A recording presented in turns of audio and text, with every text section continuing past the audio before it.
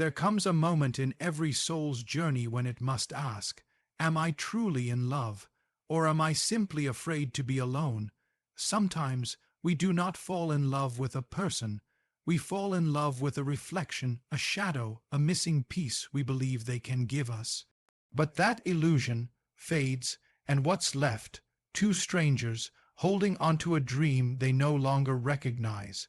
Most people believe they fall in love with another person, but in truth, we fall in love with an image, a reflection of something hidden within ourselves. It is not the person we love, but the projection we've cast upon them. We see someone and something stirs inside, a familiarity, a fire, a force we can't explain. But that force isn't from them, it's from within us. It's the meeting of our conscious desires and our unconscious wounds. The shadow, the part of us we reject, repress, and deny doesn't just live in the darkness. It lives in our relationships. It whispers, choose them, they'll make you feel whole. But the shadow doesn't seek healing. It seeks completion through illusion. You're not choosing with logic. You're not choosing with clarity. You're choosing from your history, from the part of you that never felt seen, from the child who had to perform for love, from the ache of being invisible in a room full of people, and the wrong person. They fit the mold perfectly, not because they're wrong, but because they reflect what is still unresolved. They remind you of the parent who never understood you. They activate the wound you thought you buried. They withhold just enough affection to make you beg, and somewhere, deep inside, that dynamic feels right, not because it is, but because it's familiar. We recreate pain we haven't processed, and we call it chemistry. You think you're being romantic, but you're being archetypal. You're reliving a myth, not between gods and mortals, but between who you are and who you used to be. And as long as your shadow remains unexamined, you will keep choosing partners who carry it for you. You'll be attracted to their confidence because you fear your own voice. You'll fall for their chaos because you've silenced your own storm. You'll crave their presence because you've abandoned yourself. We don't find the wrong person by accident.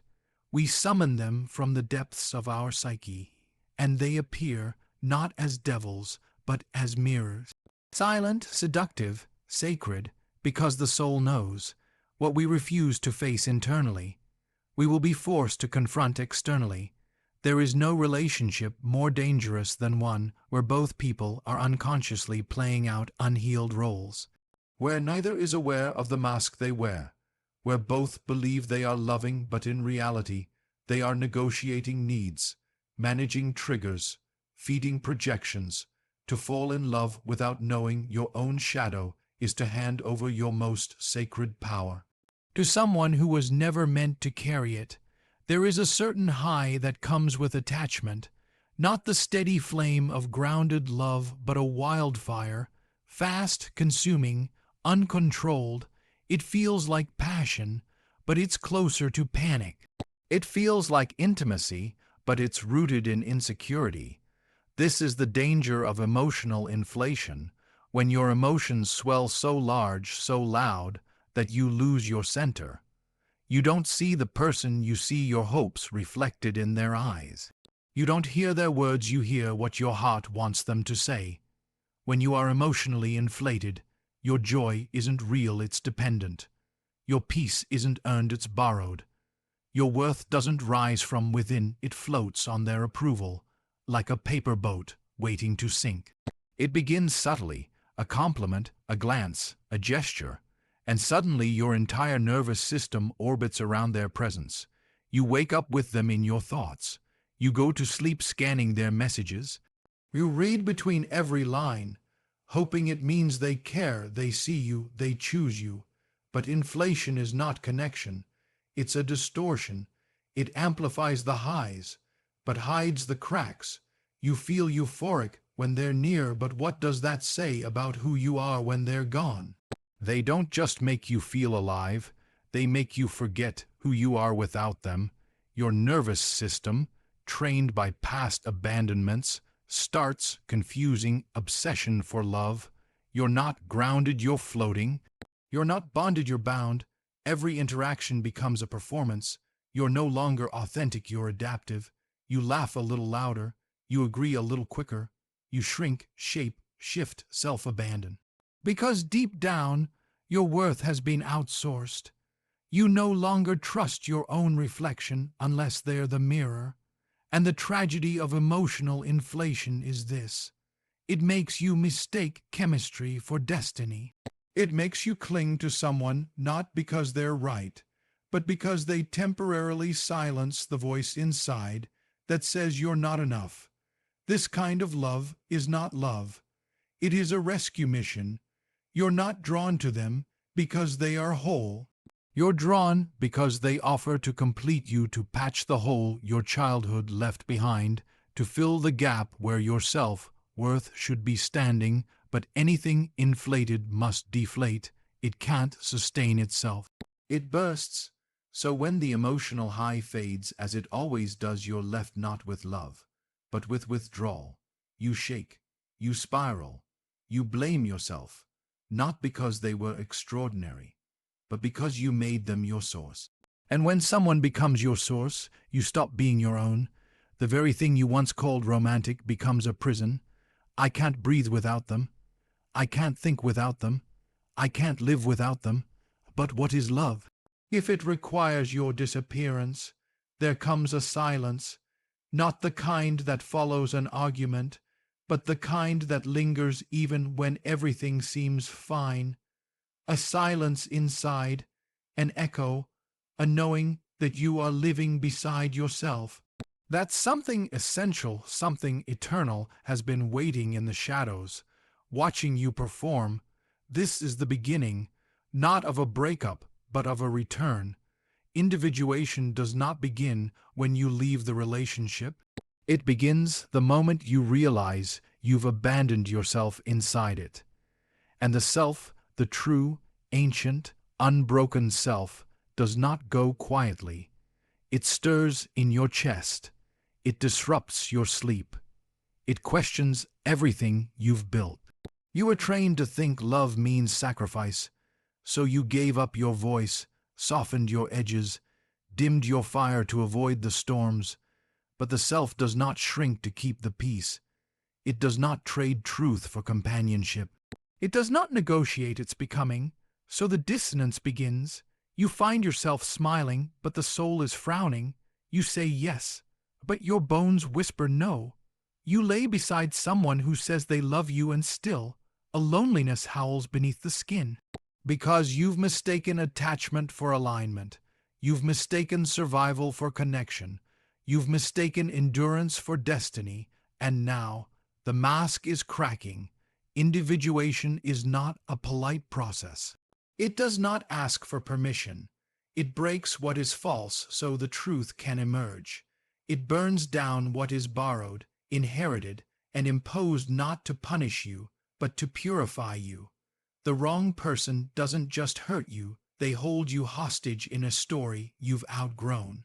And yet, walking away isn't as simple as it sounds, because the cords that bind you are not just emotional, they are mythic. You are not just leaving a partner, you are leaving an identity.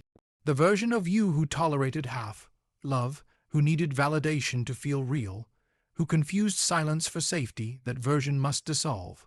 But to let it die feels like a kind of death. And it is. Because individuation isn't about becoming someone else. It's about becoming who you were before the world told you who to be.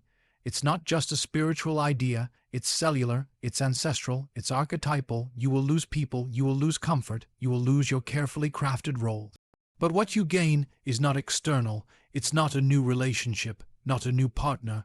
What you gain is inner authority. You begin to choose not from fear but from clarity, not from trauma but from truth. You no longer need to be chosen, because you have finally chosen yourself. But this choosing isn't loud. It isn't dramatic. It doesn't come with applause or validation. It's quiet, private, sacred. And no one sees the moment when you decide to no longer betray your intuition, to no longer contort for love, to no longer wait for someone else to become what you were always meant to be for yourself. This is the call, not a voice in the sky, but a whisper in your blood, the soul calling you back to the path you strayed from when you thought love meant losing yourself? Why does it always feel like you end up in the same story, just with different names?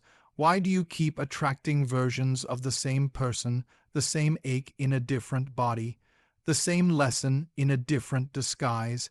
Because the soul doesn't learn through change. It learns through repetition, and repetition is the language of the wound. These are not random relationships. These are sacred loops, rituals of pain disguised as love, constructed by the unconscious, played out on the stage of intimacy. You call it a type. You say, I guess I just fall for emotionally unavailable people. But that's not a type. That's a trauma blueprint. You weren't drawn to them, you were summoned by an unresolved narrative, a silent agreement that began long before this relationship ever did. Because the heart holds memory, not just of love but of abandonment, not just of connection but of neglect. And the partners you attract are not strangers. They are archetypes, reactivating ancient wounds. Not because you are cursed, but because you are being called. Called to recognize the pattern, called to confront the origin, called to feel what you've learned to avoid. The wound isn't just personal. It's generational, it's ancestral. It echoes back to the places where love was conditional, where tenderness was earned, where your needs were a burden and your voice was too loud for the room. So now you love with apology. You ask for crumbs and call it a feast. You stay where you are starving because somewhere long ago you learned that hunger meant loyalty.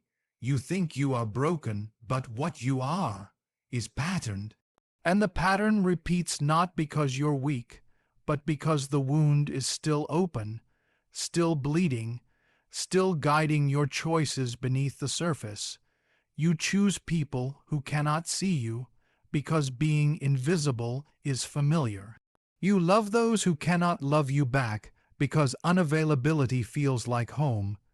You chase, you please, you prove because somewhere inside you are still trying to earn what should have been freely given. But the wound doesn't just hurt, it teaches. It reveals what parts of you have been exiled. It shows you the edges of your worth, the limits of your voice, the places where you stopped believing you were enough. And each relationship is a mirror, not of your worth but of your unconscious, not of your destiny but of your defenses. Because wounds don't disappear just because you've survived them. They hide. They shape your attractions. They script your responses. They whisper into your choices until you finally turn inward and say, where did this begin? The people you choose are not mistakes. They are messengers, carriers of the exact vibration that still lives unhealed in you. And the pain you feel when they leave is not just the loss of them, it's the reactivation of every time you were not chosen, every time you were overlooked, every time you made yourself smaller to keep someone close, and it still wasn't enough. These wounds are sacred, not because they make you suffer, but because they hold the key to your liberation. But the pattern will persist until the lesson is learned not through logic, but through presence, until you sit in the discomfort long enough for it to speak, until you stop trying to fix it with another person and start facing it within. What most people call love is often a cry for completion, a silent plea to be made whole through the arms of another. We seek not partnership but rescue. We long not to be seen but to be saved from the unbearable burden of our own fragmentation. But love, true love, does not complete you. It reveals where you are incomplete. It doesn't fill the gaps, it lights them, and in that light, you come face to face with every piece of yourself you've hidden, rejected, or handed away. Wholeness isn't found in another person. It is recovered from within. But until we understand this, we will confuse love with merging. We will call dependency intimacy. We will trade our truth for connection and call the surrender of our identity romance. But love that costs your selfhood, is not love, it is regression, because when two people meet, they are not just meeting bodies or even minds, they are meeting complexes, they are meeting every unloved part of each other's past, every unspoken memory, every inherited belief about what it means to be worthy, to be safe, to be wanted. We don't just fall in love with who someone is, we fall in love with who we become in their presence. And if who you become is small, silent, or split, then what you've found isn't love. It's adaptation masquerading as affection. Love does not ask you to disappear. It asks you to become more fully yourself, not less. It demands consciousness. It requires the courage to hold paradox, to be close and still sovereign, to be connected but not collapsed, to love deeply without abandoning your center. Psychological wholeness is not the absence of wounds, it is the integration of them. So love, when it is real, does not bypass the shadow, it invites it to the table. It says, "Show me your ache. Let me see the parts of you you've hidden from the world, not so I can fix them, but so I can respect them." Because love without awareness turns people into bandages, but love with awareness turns them into mirrors. And the mirror will show you everything you're longing, your power, your defenses, your fears, not to shame you, but to awaken you, to show you that what you are looking for in them was never lost in the first place. The truth is you are not half, you are not broken, you are not missing a piece. You are already whole, but wholeness does not mean perfection. It means embracing your contradiction. It means being large enough to hold grief and joy in the same breath, to walk with both tenderness and fire, to know that you can be flawed, and still be worthy of love that does not require performance. This kind of love, the love that begins in the self and extends outward, does not consume, it expands. It does not seduce the ego. It awakens the soul. It doesn't ask, "How do you complete me?" It asks, "How does your presence help me remember the parts of myself I've forgotten?" And when both people are rooted in their own wholeness, when neither seeks to fill an inner void with the other's attention, love becomes something else entirely. It becomes a third force, not a transaction, but a transformation, not a fantasy, but a field of truth. A space where your growth is not a threat, your truth is not a burden, and your freedom is not a loss to the other, but a shared celebration of becoming. But until then, we search, we ache, we mistake drama for depth, we cling to the very people who wound us, hoping that if they stay, maybe we won't have to meet ourselves, but we do, we always do.